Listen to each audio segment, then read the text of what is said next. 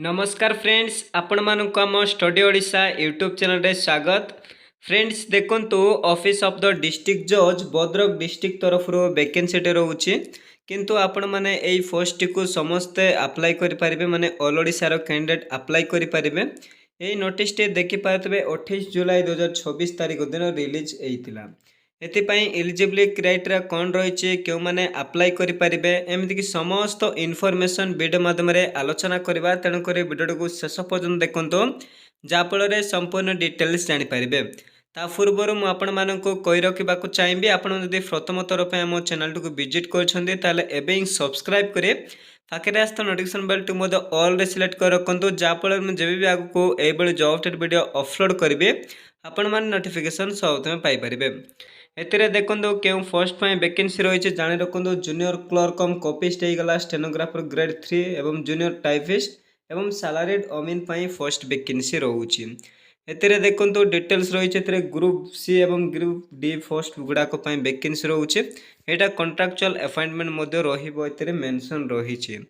Then देखंतु एतिरे details रही केउ पोस्ट रो एवं सैलरी केते कोन रहिबो जमीक जूनियर क्लर्क कम कॉपिस्ट देखु 19,900 टू 63,200 टंका जहाँकि लेवल 4 रे आपण मानकर सैलरी रही। टोटाल नंबर 19 गोटी पोस्ट वैकेंसी रोचे जहाँकि एसटी रही 10 गोटी एससी केवल गोटे एवं यूआर रही 8 गोटी वैकेंसी। देन रहा स्टेनोग्राफर ग्रेड 3 25,500 टू 81,100 टंका लेवल 7 रे आपण मानकर सैलरी रही। टोटाल 5 गोटी वैकेंसी रोचे। देन रहा जूनियर टाइपिस्ट रोचे 19,900 टू 63,200 टंका लेवल 4 रे सैलरी रही। टोटाल 5 गोटी वैकेंसी रोचे। देन रहा सैलरीड अमीन देखो 21,700 टू नहीं 69,100 टंका जहाँकि लेवल 5 रे सैलरी पाइपर। एपाई केवल 5टी वैकेंसी रोचे। नेक्स्ट रहा एलिजिबिलिटी क्राइटेरिया देखो for the post of junior clerk cum copyist stenographer grade 3 एवं जूनियर टाइपिस्ट क्वालिफिकेशन रही +3 एग्जामिनेशन जब आप पास कर इलिजिबल रे। ता छड़ा आपण मान पाखे डिप्लोमा इन कंप्यूटर एप्लिकेशन जोटा कि डीसीए कंप्यूटर कोर्स रही आपण मैंने इलिजिबल रे।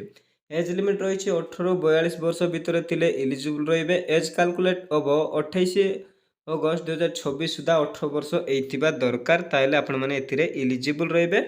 ता छड़ा आपण माने ओडिया कहि पारथिबे पढ़ी पारथिबे लेखि मध्ये पारथिबा दरकार एवं एमई स्टैंडर्ड आपण मानकर ओडिया सब्जेक्ट मध्ये रहिथिबा दरकार।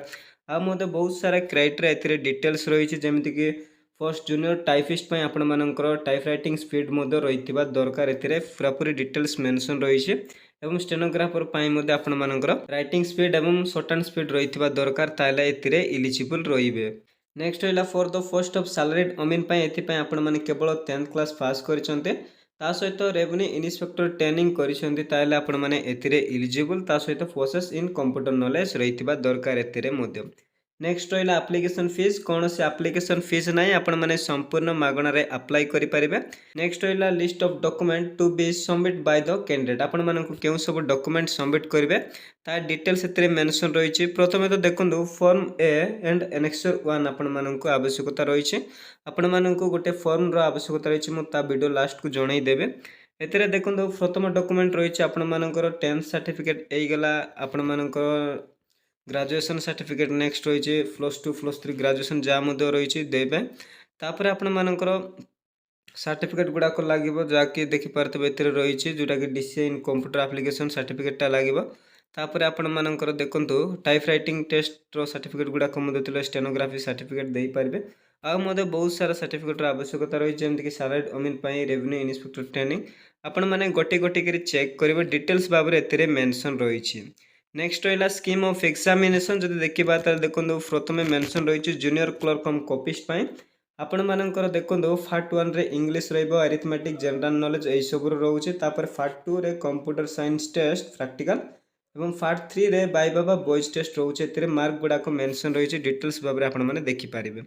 नेक्स्ट रहा सिलेबस डिटेल्स एतिर मेंशन रही एवं तापर रोचे जूनियर टाइपिस्ट सेम रोचे जमीक क्वालिफाई इन नेचर रोचे इंग्लिश रहिबो 100 टाइप राइटिंग टेस्ट रोचे 50 कंप्यूटर साइंस टेस्ट 100 रोचे बॉयज बाइबा टेस्ट रोचे 35 मार्क यहीपरी रोचे। नेक्स्ट रही देखो डिटेल्स फॉर जूनियर टाइपिस्ट रही देखी पारे नेक्स्ट रहा स्टेनोग्राफर पर स्टेनोग्राफर ग्रेड 3 पर देखो इंग्लिश रही है shorthand and type writing test रही कंप्यूटर साइंस टेस्ट एवं वॉइस बाइबा टेस्ट रोचे। नेक्स्ट रहा देखो स्टेनोग्राफर गलापर सालारीड अमीन आरिथमेटिक स्टैंडर्ड रही technical knowledge in survey settlement theory technical knowledge in survey settlement practical रोचे। देन रहा पार्ट 3 रे कंप्यूटर टेस्ट जोटा कि प्रैक्टिकल रही बाइबा वॉइस टेस्ट 30 मार्क यहीपरी आपण मानकर एग्जाम पैटर्न गुड़ाक रोचे। एतिर सिलेबस डिटेल्स भाव में मेंशन रही आपण मैंने चेक करेंगे। एवं देखो अप्लाई करने लास्ट डेट रोचे 28 अगस्त 2026 रही ऑलरेडी आपण मानक जनई अप्लाई करने को देखो आपण मानक स्पीड पोस्ट थ्रू करार अच्छे ताल आपण मैंने अप्लाई करेंगे। देखो अप्लाई करने आड्रेस टी रही the register civil court Bhadrak at रही नलंगा एट रही नलंगा फर्स्ट रही बारिकपुर बाजार डिस्ट रहा भद्रक पिनकोड रही 756112 या तार प्रॉपर एड्रेस। आपण मैंने जो मैंने इंटरेस्टेड से यही आड्रेस आपण मानकर एप्लिकेशन फॉर्मटा सेंड करार अच्छे तापणी 28 अगस्त 2026 सुधा 5टा PM भितर ताले आपण मैंने एतिरे अप्लाई करेंगे। किंबा देखो एतिरे आउ गोटे मेंशन रही the candidate may be also drop their application form in the application drop box. देखो जदि आपण मैंने लोकल कैंडिडेट किंबा आपण मैंने सेटारे जाई परिबे ताले आपण मैंने सेटारे ड्रॉप बॉक्स करि परिबे एतिरे डिटेल्स भाव में मेंशन रही। नेक्स्ट रहा अप्लाई करने को एप्लिकेशन फॉर्मटा क्यों 5 देखो तौक स्क्रॉल कले ए देखिपे एनेक्सर ए जोटा कि फ्रॉम एटा आपण मानक प्रिंट आउट काढ़ार अच्छे जहाँ आपण मानक फिलअप करने कही सबकि फिलअप करेंगे और आपण मानक जो सब डॉक्यूमेंट पूर्वर कहली से सब डॉक्यूमेंट को आपण मानक अटैच करार अच्छे और ए मेंशन करेंगे क्यों सब डॉक्यूमेंट आपण मैंने देले ता मेंशन करेंगे। एतिक आपण मैंने स्पीड पोस्ट करेंगे ताले अप्लाई करेंगे। यह कंप्लीट इनफॉरमेशन आपण मानक जदि ए जॉब किसी भी क्वेश्चन किंबा कौन डाउट रोचे ताले आपण माने कमेंट सेक्शन रे पचारि पारिबे।